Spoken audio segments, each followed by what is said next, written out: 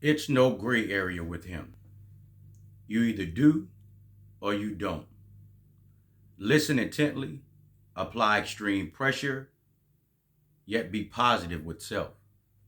Fasten your seatbelt and take a ride.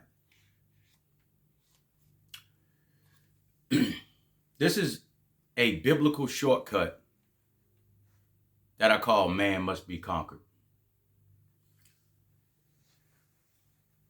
It doesn't replace the original, nothing ever will.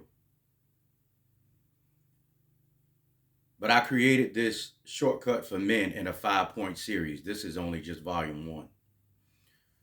I've eliminated a few of the struggles of understanding so that we can keep men from throwing in the towel. As you grind day to day to become better men, this is an easy read for you,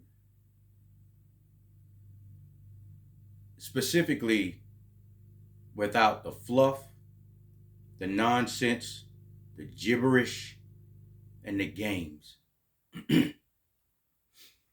All the men, and when I say men, I mean men. All the men that I've encountered in my life, they like it straight, no chaser. So here it is. This book takes you from what you don't know to what you need to know in less than 99 pages and or a 1 hour read uninterrupted.